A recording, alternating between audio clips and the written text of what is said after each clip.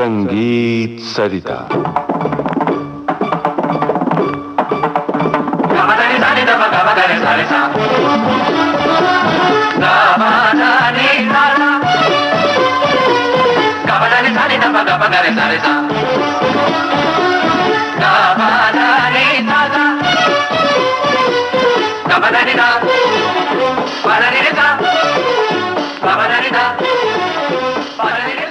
गज तत्व वाद्य प्रस्तुत है। गज वाद्यों पर आधारित इस श्रृंखला की अगली कड़ी। कलाकार हैं डॉक्टर प्रकाश महाडिक।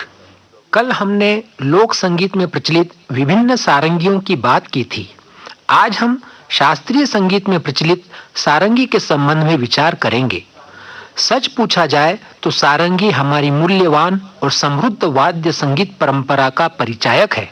गज से बजाए जाने वाले वाद्यों में सारंगी एक ऐसा वाद्य है जिसका प्रथम सप्तक अचल थाट में, दूसरा सप्तक रागानुरूप और तीसरा सप्तक संवाद स्वरों में मिलाया जाता है।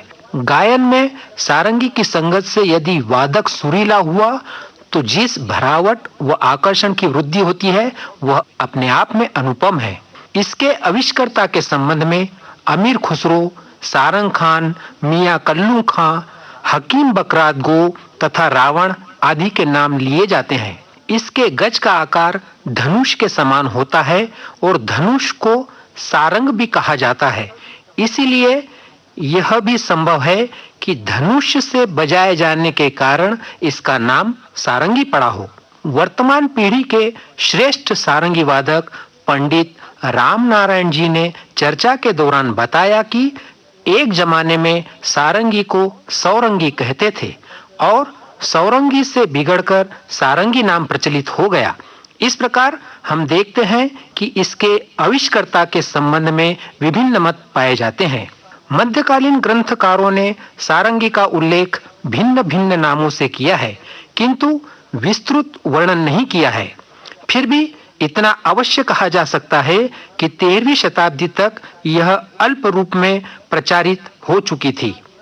संगीत राज ग्रंथ के आधार पर यह स्पष्ट हो जाता है कि 15वीं शताब्दी तक यह प्रचलित हो गई थी। यही कारण है कि आईने अकबरी और राग दर्पण ग्रंथों में सारंगी का वर्णन मिलता है। 17वीं शताब्दी में रचित राग दर्पण में सारंगी वादकों का वर्णन भी है।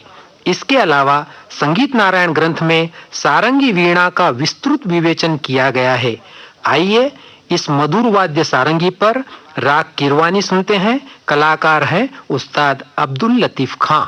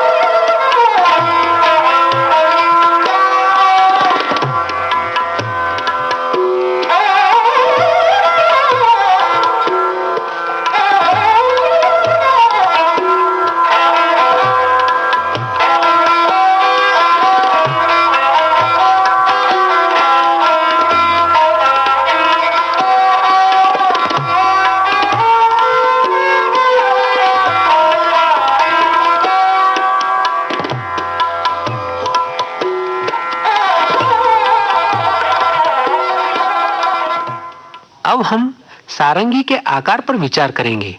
सारंगी की लंबाई लगभग 2 फीट होती है। इसके नीचे वाले भाग को मंधान कहते हैं, जिसे चमड़े से मढ़ दिया जाता है।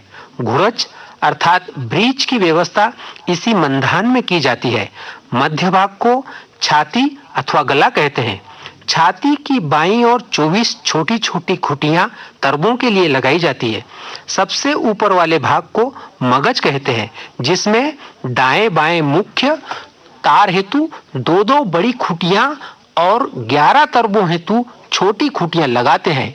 इस प्रकार इसमें मुख्य 4 तार और 35 तरबों के तार लगाए जाते हैं। वर्तमान में सारंगी वादक मुख्य 4 तार को सामान्यतः इस प्रकार मिलाते हैं। प्रथम तात का तार मध्य सप्तक षड्ज स्वर में, दूसरा तात का तार मंद्र सप्तक के पंचम स्वर में, तीसरा तात का तार मंद्र सप्तक के षड्ज स्वर में और चौथा तार फौलाद का पंचम में अथवा मध्यम में राग के अनुसार मिलाते हैं। गज को दाहिने हाथ में पकड़कर तारों पर घर्षण किया जाता है। सितार, वायलिन आदि वाद्यों में स्वर उत्पत्ति हेतु अंगुलियों से तार को दबाया जाता है, जबकि सारंगी में स्वर निकालने हेतु अंगुलियों के नाखून का स्पर्श या घर्षण किया जाता है। भारतीय संगीत की सूत, घसीट, गमक, कर्ण, खटका, मुर्की आदि विशेषताओं को अभिव्यक्त करने की क्षमता रखने के बाद भी सारंगी जितनी लोकप्रिय होना चाहिए उतनी लोकप्रिय नहीं है, जिसका कारण वाद्यगत कठिनाई और व्यवहारिक जीवन से है। यह कहना अनुचित नहीं होगा कि उस्ताद बुंदू खां और पंडित राम नारायण जी ने सारंगी वाद्य को एकल वाद्य के रूप में स्थापित करने का हर संभव प्रयत्न किया और इसमें इन्हें सफलता भी प्राप्त हुई है। अब हम पंडित राम नारायण जी के सारंगी का रसास्वादन करते हैं।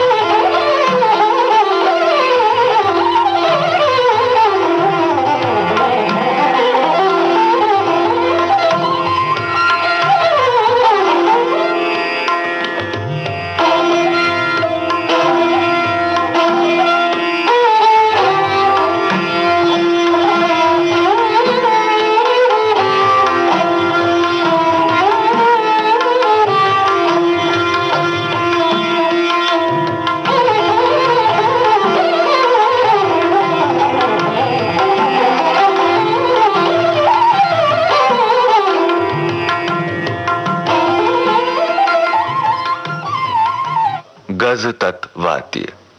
गज वाद्यों पर आधारित इस श्रृंखला की ये कड़ी अभी आपने सुनी। कलाकार थे डॉक्टर प्रकाश महाडिक, प्रस्तुति सहायक थे जयंत श्रीवास्तव और प्रस्तुतकर्ता चारुबाला खरे। संगीत सरिता के लिए इस श्रृंखला की रिकॉर्डिंग हमें प्राप्त हुई आकाशवाणी भोपाल की सौजन्य से। अब आज का संगीत सरिता कार्यक्रम संपन्न होता है।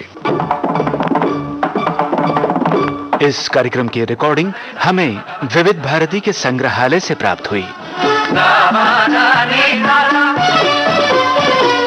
Gaba da ni sa ni da ba ga ba ga re sa re sa